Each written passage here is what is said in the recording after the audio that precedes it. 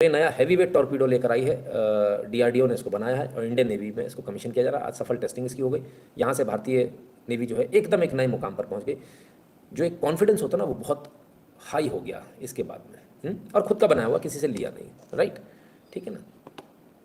तो फिर क्या हुआ, अब पानी के अंदर छुपे दुश्मन भी नहीं बच पाएंगे। Made in India heavy weight torpedo ने नौसेना को दी बड़ी ताकत।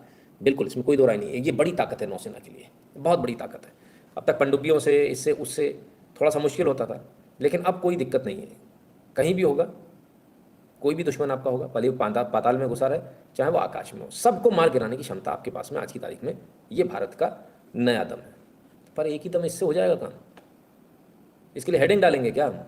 ना, ऐसा तो नहीं हो सकता, कुछ और भी हो ही रहा होगा। देखें, दुनिया में डिफेंस का डॉन बनेगा हिंदुस्तान, पीछे पीछे चलेंगे अमेरिका, फ्रांस और जापान। क्या डॉन बनेगा हिंदुस्तान? बन रहा है। अब स्थिति यह है कि पहले दूसरे देशों में निर्भर रहता था, अब 75 देशों में रक्षा के उपकरणों का एक्सपोर्ट कर रहे हैं हम। 75 कंट्रीज में एक्सपोर्ट कर रहे हैं और दबाकर एक्सपोर्ट कर रहे हैं। और पहले के मुकाबले 10 गुना ज़्यादा, 10 गुना इंटू 10 उससे भी ज़्यादा कर रहे हैं, है ना। तो इसका फ़र्क है। तो पहले तो हम लोग सिर्फ खरीदते थे, हम लोग एक जुगाड़ थे सबका, दूसरों से खरीदते थे और उनका जब मन करता था तब वो कह देते थे कि हम इसका गोला बारूद नहीं देंगे आपको।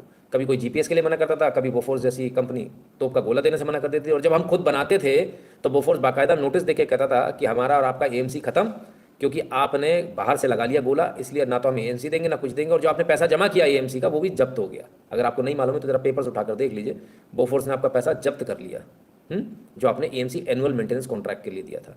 उसके बाद से बोफोर्स भारत में ही खुद ही उसका मेंटेनेंस भारत करता है। तो ये स्थिति है।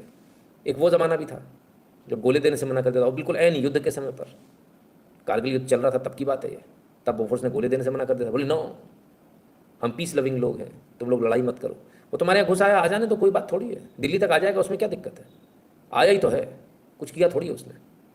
तो वो स्थिति थी। तब से लेकर आज तक में ये बदलाव आ गया कि 75 देशों को, सर 75 देशों को आप एक्सपोर्ट कर रहे हो, ठीक है।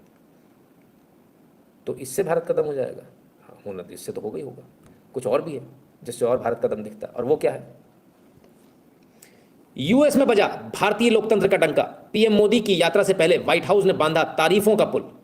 अरे गजब, पर कोई तो वहां जाके रो रहा है, भारत में ऐसा हो गया, हमारा प्रधानमंत्री सुनता नहीं है, फलान नहीं है, ठिकान नहीं है। वो तो रो रहे हैं बेचारे जाके, बड़ी पार्टी का अधपगला बच्चा बेचारा बड़ा परेशान है, लेकिन उसकी कोई सुनने को तैयार नहीं है। अब तो अमेरिका भी कह रहा है, ऑफिशियल स्टेटमेंट है अमेरिका का, भारत का डंका बज रहा है, भारत की तारीफों के पुल बांध रहा है अमेरिका। क्यों बांध रहा है, किस बात के लिए बांध रहा है? देखें,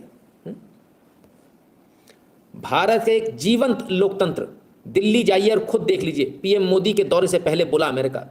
और अभी आपकी बड़ी पार्टी का अधपगला बच्चा गया और उसने क्या कहा वहां जाकर, भारत में लोकतंत्र नहीं है, भारत में आप बोल नहीं सकते, फलान नहीं कर सकते। अमेरिका ने खींच के रैपट दिया। अरे इससे बड़ी बेइज्जती क्या हो सकती है? बहुत बुरी बेइज्जती भाई, इतनी बुरी बेइज्जती हमने तो नहीं देखी कहीं।